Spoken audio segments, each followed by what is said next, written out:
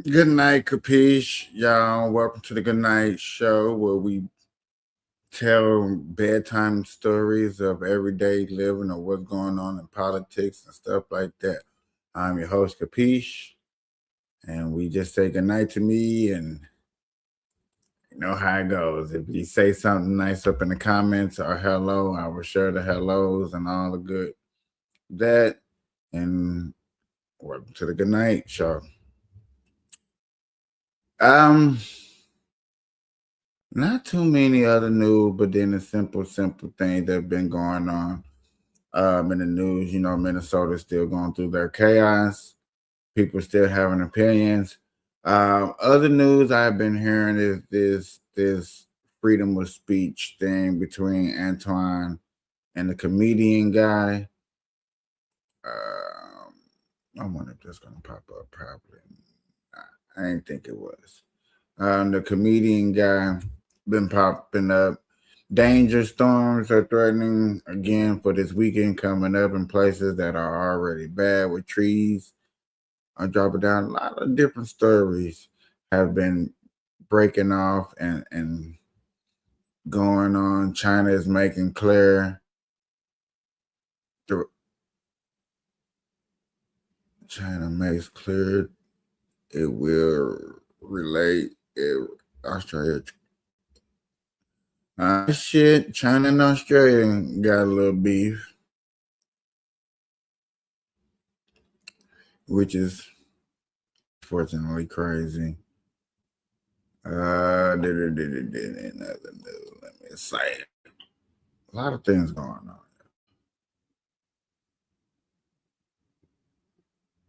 How do y'all feel? How was your day?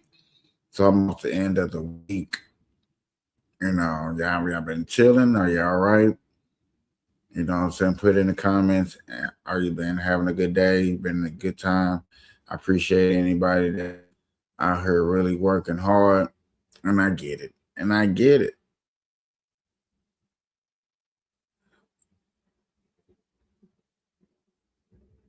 Um,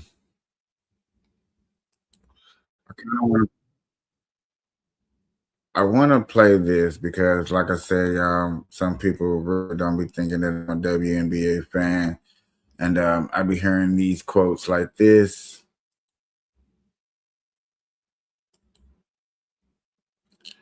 and this is what be trying to scare me about having this new season come up. Prepared in so many different. So here year round as the players of Unrivaled with equity in this league and with space, financial money, all that stuff, we could stay here, train, play, put on another season if need be. A lot of fans were replying to this clip saying like, yeah, GG's guys, like we're not having a WNBA season, because the way she went about saying like, you know, if we don't have a season, then we just have a place to go. And I'm really excited to be at Unrivaled because we have the space, we have the capacity. I don't wholeheartedly agree with her. The Unrivaled space, it's a shortened court, it's a smaller court. Obviously, they would have to expand the rosters for Unrivaled to be able to house as many players coming from the WNBA. Would they have the funds to be able to pay all of the players, to pay half, say half? That's the good question. Do they have the funds? Will they be able to? Because I looked up today, well, there's only like 180 girls that's actually in the WNBA. You know what I'm saying? And that wasn't excluding the two expansion teams that are coming up this season. I think it's very important that we look at this from a fan point of view and not also looking at it from the point of view of them. And I think once we look at it from a fan point of view, it's like y'all are the product on the court. We just now started liking y'all enough to really pay your tickets. But yet again, y'all want to shorten us because y'all not making enough money. But yet again, y'all are expecting us to really be intrigued to want to stay around and watch y'all after y'all go through this and then come back on the court and put what type of product do we think they're going to put on our court? What type? And that's a good question. What type of product do we think is going to be put on the court? Is still going to be good competition? Is everybody hooping and staying in shape? Are you going to have a short season? All these questions and more keep alluding to what's going to happen and what do we think is going to take place when the WNBA gets back. I just wanted to bring that up real quick, real fast, because I thought that was somewhat important. In other news, I just realized, and I didn't, and I keep forgetting, but I need not to forget. So this is how I'm not going to forget, is this news right here. Senators in our nation's capital have reached a last-minute deal aimed at avoiding a partial government shutdown. Democrats had pushed for funding for the Department of Homeland Security to be separated from the broader government spending package so it could be renegotiated. Senate Majority Leader Chuck Schumer says the agreement does just that, keeping Homeland Security funded for 2 more weeks while lawmakers work on a long-term plan. The deal still needs approval from both the full Senate and the House before midnight to prevent a shutdown.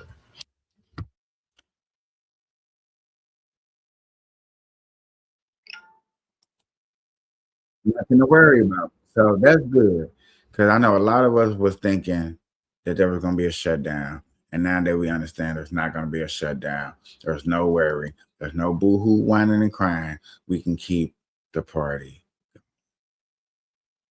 That's what's up. Now, did the Republicans lose out on the deal? Did the Democrats make the deal that they need? We don't know. That's hearsay, nearsay, hearsay. So this is what I was say about this child.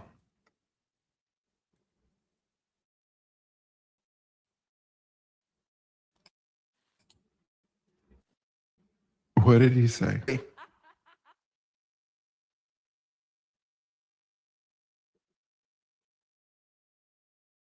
Was that it? Well, basically, she's unattractive. He just said that she was unattractive. Like, how can you sue? She's fine. Is that where it started and where it ended? And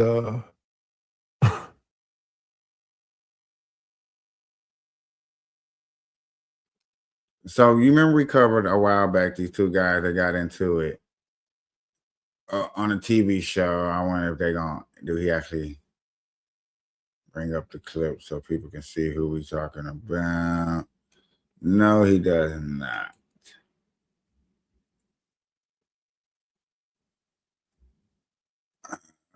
So there's been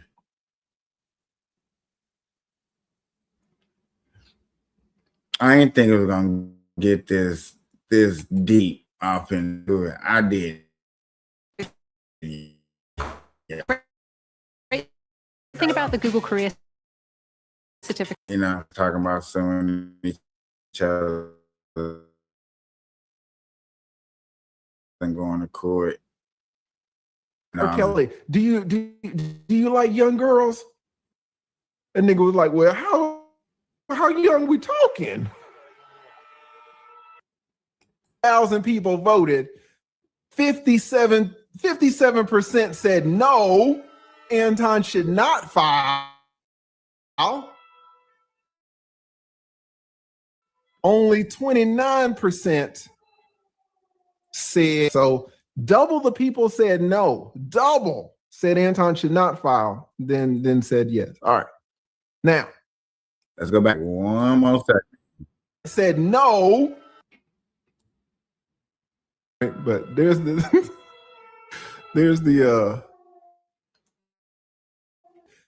57% said no, Anton should not file.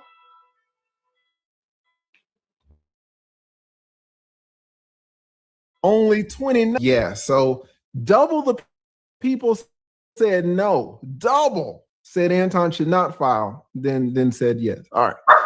Now, Now that we've got this straight, not only is the child assumingly not a public figure, she's private, but she's also a child. A child. Now, if you want to come at me, it's fine. You got more leeway, there's more tolerance for harsh speech. It's that freedom of speech, y'all. This is what's killing me about everything, is that it's the freedom of speech. The civil suit holding somebody accountable for freedom of speech is gonna get scary.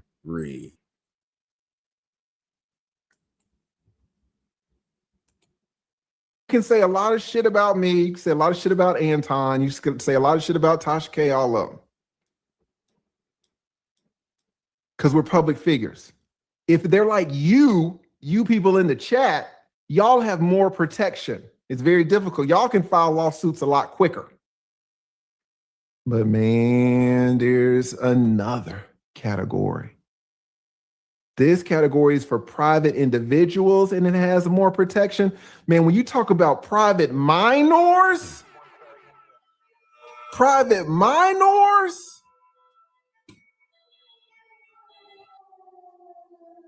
you can barely say their name. They are so fucking protected. You can barely say their name. Not only are they not putting themselves out there, they're children. They're children. Let me see if I can find this.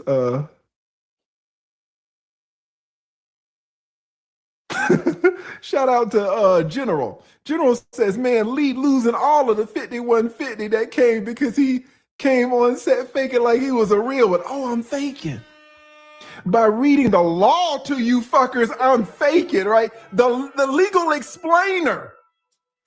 This is why some of y'all are not successful, all right? I'm an attorney. I'm just explaining the law. Oh, lead attorney, you're not a real one. You're not telling us the code of the streets. I took the bar. I didn't take the street code. I love it.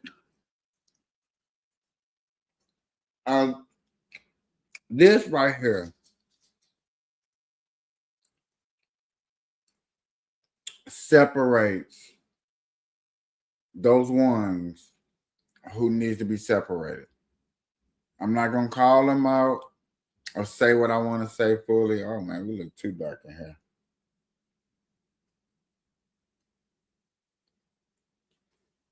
Let me fix my mic real quick.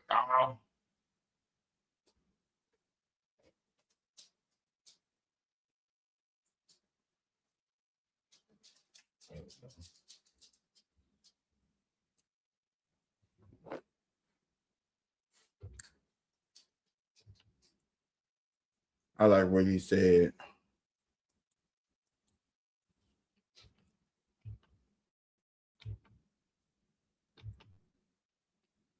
I like what he said.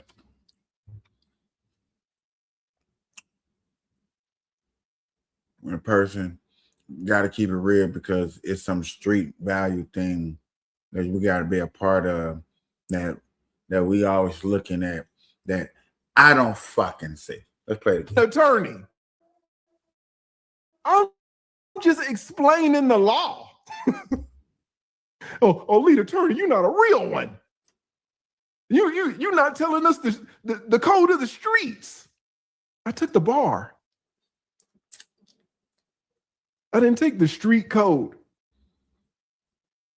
I've been representing you fuckers for my entire adult life. You're not a real one. Nigga, get the I should kick you. I should sit you out for 5 minutes for talking shit. But I can't because I'm a public figure. So y'all can talk all the shit you want. All right, y'all can talk all the shit you want. But just know, this ain't hate. A lot of y'all anti-hating and shit. I'm telling you the law. This is why I go to certain people as my resource, because they're telling us the law. And I think that's very important when you're looking at things and situations that's, as a lot of people say, that we do not have no control over.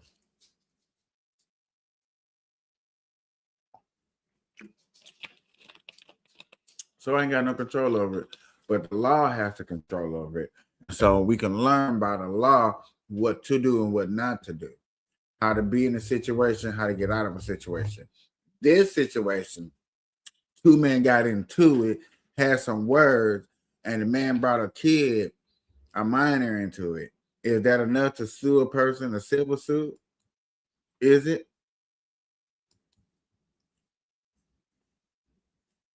Or are we more worried like what that dude said, we trying to stick to some G code?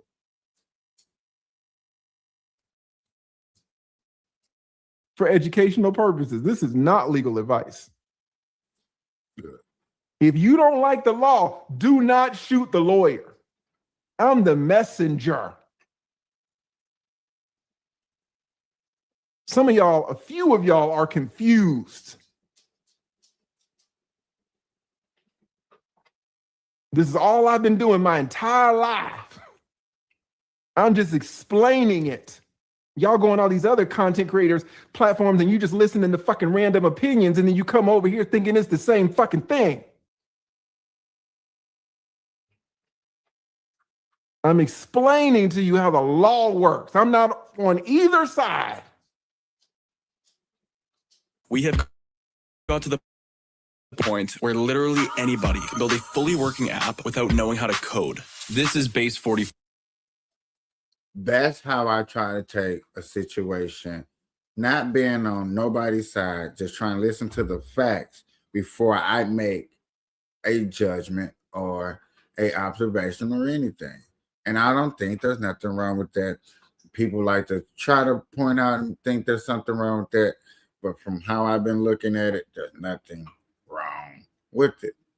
Nothing wrong with taking the feelings out and like, what's the law?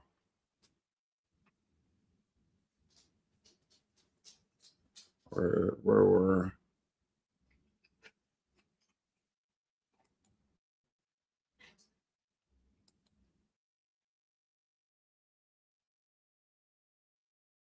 But I'm going too far. But she's a child. Right? So typically, can a child be a public figure? Yes, but in general, they're private, and as children, they receive the most protection. Ooh, shout out to the new geeks. Says Greta Thunberg. Yes, that's an excellent. Greta Thunberg. Excellent. Well, yeah, she's a minor, right? She's grown now, but that's an excellent example. All right. So here we go. Just a quick, because we're about to get into the heavy part of the presentation. All right.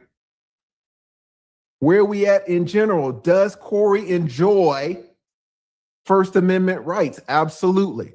But typically, First Amendment is for government protection, not for private civil lawsuit protection. All right. But there is First Amendment. So Corey's good right there. But again, you cannot say just anything to anyone with no consequences. And the First Amendment does not shield you from civil liability. All right. We talked about the public figure and private figure. You guys in general are private figure. We YouTubers are public figure. Y'all public figures. Y'all can wild out against us, but we have to be very careful when we talk about you fuckers. But y'all can go ham, right? And let's just say obviously that both Corey and Anton are public figures. But what about the wife? And Lord knows what about that daughter? All right. And we see people like me. So we're trying to sue over daughter. As soon, I'm talking about a person. I don't know. It's more like, hey, you shouldn't talk about the person's daughter. You know what I'm saying? Should have left her up out of it. If you left her up out of it, you would not be in that situation. And that's real cap. Yeah, like it or not, that it's one of those fuck arounds and find out point. You trying to be funny, you trying to get your little rocks off, your little ha ha he he's, and it potentially backfired on you. So that's how you look at that. Well, that's how I look at that.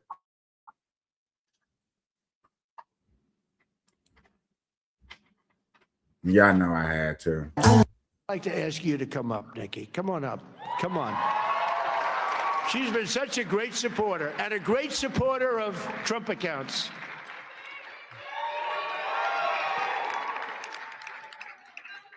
And I said, I'm going to let my nails grow because I love those nails. I'm going to let those nails grow. She's so good. She's been MAGA. What can I say? She's been with us all the way, right, Alex? She's been with us all the way, and just want to thank her.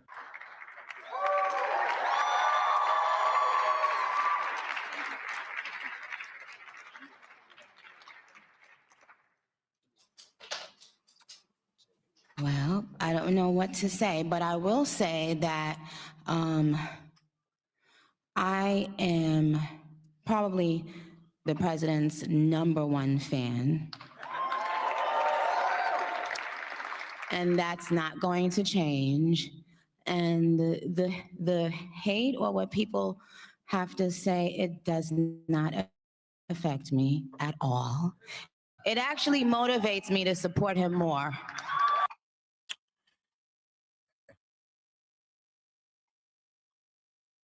Y'all are gonna be upset of what y'all see going into 2027 and 2028. It's like he just building up his morality. Rah, rah, rah. People want to say, oh no, he's not building up his morality. Nope. But yet again, it just sounds like it to me. But don't listen to me. Don't listen to me. President making a number of major headlines at this hour, including threatening tariffs on countries. Go first. Well, let's start with that topic of Cuba, Tom, and notably the president here escalating pressure on Cuba, that communist island right now. Significant because what he's discussing doing is now putting tariffs on countries that sell oil to Cuba. And remember, Venezuela was the primary provider of oil to Cuba. The president, just a matter of weeks ago, earlier this month, was successful in that operation that ousted the authoritarian leader, Nicolas Maduro, who is now being held behind bars in New York City. The president, though, trying to tighten the screws again right now. This is an executive order that was done under a national emergency declaration. We're learning right now the tariff rates. We don't know exactly what those rates would be. We don't know specifically which countries would be targeted by it. But significantly here, the president, who has had many close allies, including his Secretary of State, National Security Advisor Marco Rubio, who have viewed this as an opportunity on the backs of the success in Venezuela to try to follow up with an additional pressure point as it relates to Cuba. We're going to be watching this moving forward, Tom. Yeah, and especially with Cuba taking more than 40% of its oil from Venezuela, now going to be cut off to the rest of the world. You wonder what's going to happen there. This is live pictures, I'm being told, of President Trump on the, I'm being told it's a black carpet maybe for the Melania documentary preview tonight. I do want to ask you, there's news about a new Fed chair as well. He announced it during these conversations with reporters alongside his wife, the First Lady, who is celebrating the premiere of her documentary. The president announced that he would be announcing his pick for the new Fed chair tomorrow morning. That White Son will make. He's been doing it, the decision making, alongside his Treasury Secretary, Scott Bessent, whose name had been floated as the possible Fed chair replacement. Separately, his Commerce Secretary has been helping out. Among the names that we've been keeping a close eye on, the two Kevins, as they're described. The president's top economic advisor here at the White House, whose name is Kevin Hassett, though the president has said he may want to stay in his post. And also games that we'll be watching. Obviously, the backdrop to this, Tom, as we've been reporting out for the course of many weeks, months, as it were, is this feud, really one-sided, frankly. President Trump directing his anger at Jerome Powell, who initially the president picked in his first term before Powell was re-upped by President Trump. Powell, the president, has taken to calling too late because his... All right, good that we can get them tariffs in. People are going to be hating, and once again, I just can't wait to see all the hating that we're going to get from this tariff, and people not saying, "Oh, he's doing a bad job," or people like he's not doing enough. I hear more hate for Trump than people that don't like Trump that's just in the middle. But I have been hearing more people not necessarily defend them, just defend certain things that you can't help but defend. And with that in mind, I mean, how bad can it get? Defend what is necessarily okay, and everything else that's not okay, hey, we'll work on it. You know what I'm saying? And working on stuff like that, I think is okay. What you want, boy?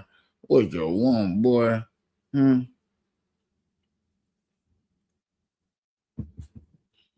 Yeah, this is Snowy. This is my dog, my boy. 4 years, man. I had him in the show with us, which he been in the show. Ain't that right, buddy? Ain't that right? Ain't that right? Ain't that right? You know, he always pop in and out and give him a special little shout out, y'all. Snowy Wooey. Wooey Snowy. Just got done eating. Got him full little stomach and stuff. Yeah, go sit your tail down and take a nap. Digest that food. After the show, yeah, I'm taking him outside for his nice little one, because look at him getting all fat and swole. Ain't that right? Going up there. Yeah, that's my dog. That's my dog. That's my dog. Y'all know that from Friday. That's my dog. Yeah. Yeah. I can't wait to put this Tuesday thing together. I got a friend that's gonna be working with me with this AI and stock. I can't wait, y'all. We really finna be getting some things together for real, taking us to the next level. Burn Live is really finna be making money. Be working with the Discord. So the Burn Live Discord, which I do have a Discord. I don't really use it as much as I probably should use it, which is true. I really don't. But I do got a Discord, at least. You know, let me see if I can bring it up. It ain't nothing to really brag about. There's nothing to really brag about. But like I said, I really got a Discord. But really finna be getting it popping up in here. As you see, it's really not jumping, really not nothing. Got old banners, need to upgrade it. I've been a member since 2011. Oh, okay. Since 2001, 21. Been a part of different groups and stuff. This is when I had the 2 different servers in here because I wanted to be a gamer. Well, now I want to be gaming, but I was gaming with people inside the server and stuff like that. Different people that I'm a part of. But now we are going to be working on us. And working on us, the Burn Live, working on us, actually getting something popping is my next phase. And I already talked to my engineer. He can't wait. He thinks that this is going to be a good idea. So that's what we're going to be preparing for in the future, y'all.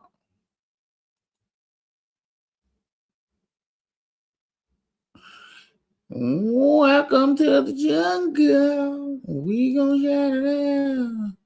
We gonna do the jungle.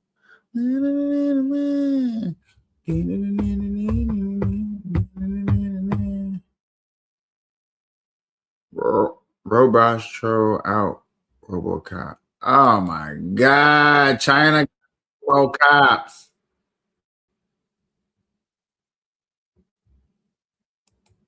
China has RoboCops. Come on, man. RoboCops.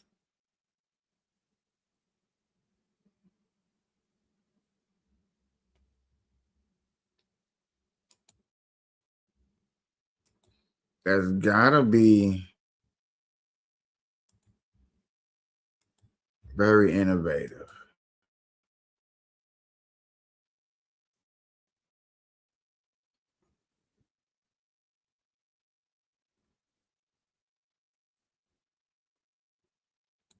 Patrol in the city of Woohoo commands attention, less because of the uniform than the 6 high-definition cameras and advanced sensors under that hat that allow the AI-powered robot called R001 to manage the flow of traffic and people in the streets and around the clock. It looks just like a real person at first sight, says this pedestrian. Real-life robocops like this have been rolled out in other Chinese cities too, including Chengdu, Hangzhou, and Shanghai. One of the police instructors says the robots work alongside human traffic officers, or they can tap into the traffic lights to work solo. The robocops aren't designed to be particularly fast or fearsome, but they are a key part of a wider strategy here to show off China's advances in robotics and to make machines more familiar to the humans whose lives they'll soon be transforming. Chinese robots have moved quickly from factory floors to daily life since 2015, when China's government declared robotics an industry to dominate. It has scaled up to produce 595,000 industrial robots and 13.5 million service robots in the first 3 quarters of last year. Morgan Stanley predicts China's robotics market will hit $108 billion by 2028. There are now more than 150 companies making humanoids. So how long have you worked here? We went inside one of the leading firms called Unitree last year and met G1 EDU. The robotics industry is backed by state funding, a lot of it, as well as venture capital. China's supply chain and talent pool help too. Describe the pace at which robots and humanoids are evolving here. Well, they got a robot Olympics. So these guys can get better at their craft.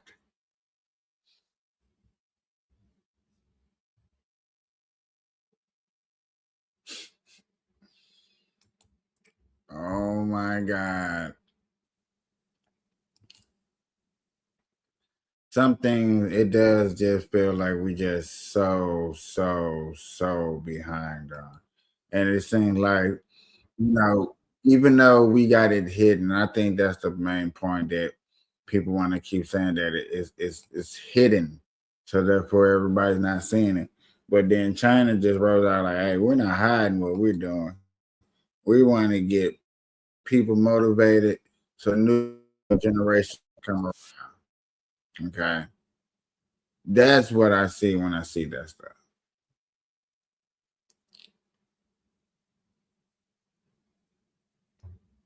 Check this out.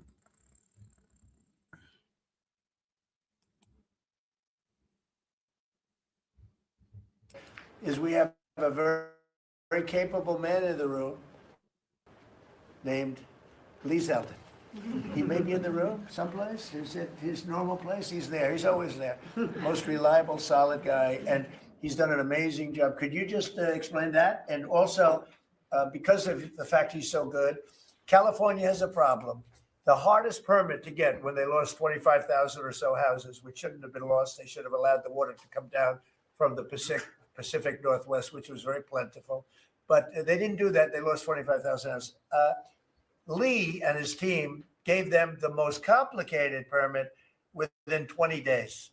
Everybody Every single house that burned down got the federal approval. Unfortunately, it's well over a year, and the state and the city, that's Gavin Newsom, and the city, the mayor, who's grossly incompetent, by the way, they have been unable to give permits. There are like 3 houses being built out of thousands and thousands. They have no permits. So I read about a week ago that it's possible, because of what's happened, whether you declare national emergency or something, these people are dying to build their house. They want to do something, that I could put somebody in charge from the federal government. Congratulations, Lee. And I'm putting Lee Zeldin in charge of getting them their permits, city, federal. You have the federal, you need the city and state. And I hear you have great powers over them if we want, and we're going to give you that power. We've already given you that power. So Lee Zeldin is going to work with the thousands of people that are dying to build their house. And I also recommend one other thing: give them the house plus a 10% bonus. In other words, you get a bonus, you can build your house 10% larger. They've suffered so greatly, they've waited so long, and they should be given a bonus. So I think, and I've heard this has been done before, they get a 10% bonus. They can build a house that's a little bit larger than what they had before. And I'd like to have you take it over. Mr. President, your great Secretary of State was looking for another job. So. I was thinking about him, but he's pretty well booked. I watched him yesterday. He did a great job yesterday, but he's a little booked up. Let's go, Lee. Talk. No more ideas like that, Lee. When President Trump came into office, he immediately signed an executive order giving EPA 30 days to complete our Phase 1 hazardous material removal, so that the Army Corps can come in and complete their Phase 2 debris removal. So at first, the response was that was going to be impossible. Good luck trying to get it done maybe by the summer. But we figured it out because operating at Trump speed, the president was just sworn in. We had to get it done, and we got it done in less than 30 days. The Army Corps then came in and completed the debris removal. So the federal government, while the governor has tried to accuse this president of not focusing with a laser on putting all of the weight of the federal government into getting this done, it happened from the moment he was sworn into office. SBA came in. I think it was about half of the disaster loan money, billions of dollars from last year went towards these. That fire, boy. That fire was a beast. I'm glad we did. I hope Trump do make it a way for them to get them houses and all the permits. That's crazy that we got to go through a lot of stuff just to build a house out there in California. I think they're one of the few states that put you through a lot of hassle. New York is one of them too.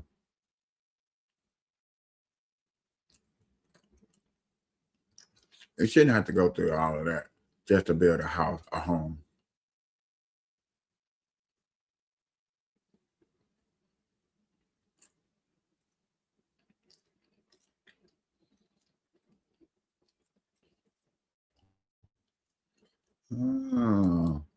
I'm seeing something that I guess I wasn't around to cover.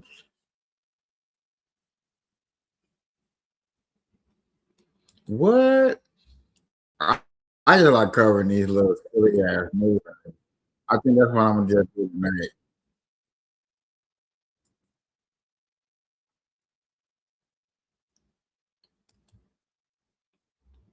Meeting ends with an arrest in the hallway when a police officer noticed a complaining citizen is wanted. Only Fox Files investigator Chris Hayes talked with the police officer who arrested the woman in this unusual case. It was at a Berkeley City Hall meeting this month when a woman who's wanted on domestic assault and armed criminal action charges showed up here to complain to the city council. You can see the moment officers realize. Are you kidding me? Is my reaction, because we were trying to get her to come talk to us, and she just refused. Berkeley Police Major Steve Runge recognized the wanted woman when she spoke at the January 12th City Council meeting. And then not only that, complained about the police. And I'm like, lady, you're wanted by the police. The city's recording is out of focus, but you can still see Major Runge on the right texting other officers she's there, and two officers in the back get up to be ready. My concern was to take her into custody without an issue, without any drama. Which they did in the hallway outside. A St. Louis County probable cause statement says Jamesia Moore stabbed her boyfriend in October 2025 and then was captured on video, reportedly saying, quote, "You're lucky I did not stab you in the bleeping chest." When you stab somebody, that's about as serious as it gets, just short of murder. Shout out to the Berkeley Police Department, who were really on top of their game, very aware. St. Louis County prosecutor Melissa Price Smith.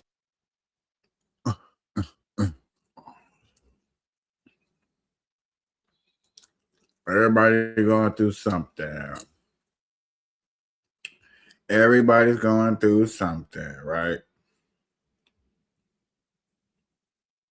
That's what they tell us. Everybody's going through something, right? But not have a warrant and show up to the place where it just amazes me. And I don't be knowing what to say, especially when you hear the story.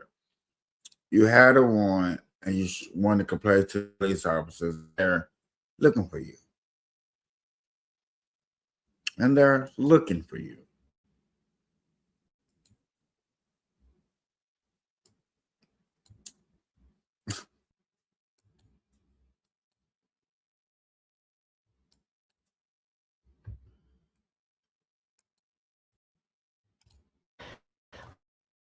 Police say a man accused of firing several rounds at officers is now connected to another shooting that happened days earlier in East Las Vegas. Joshua Piguero breaking down how police linked him to that other crime.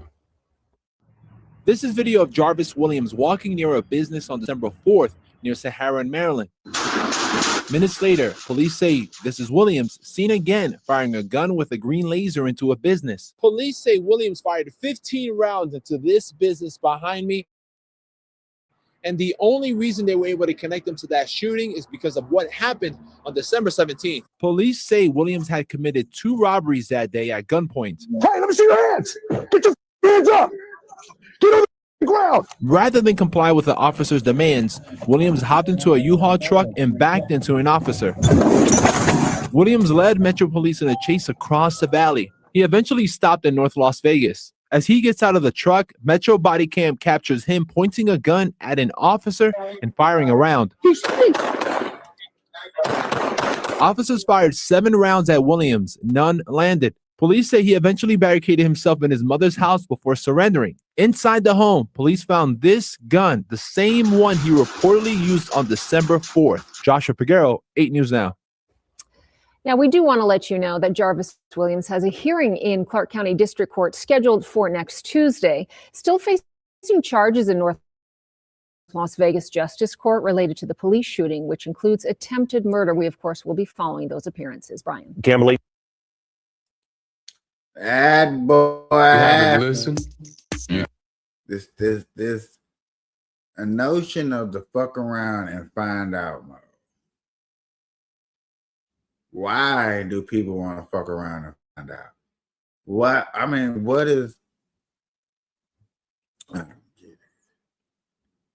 Gotta be hard, you gotta be from the streets. Life gave up on you. Nobody wants you. Nobody will give you an opportunity. Everybody's just against you. Everybody's just against you.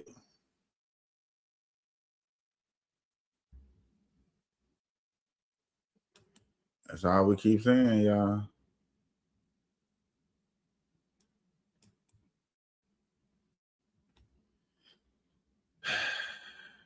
That's all I can say. Is that, one day it's going to stop. But then we know it's not. Until next time, y'all. Good night, Kapeash.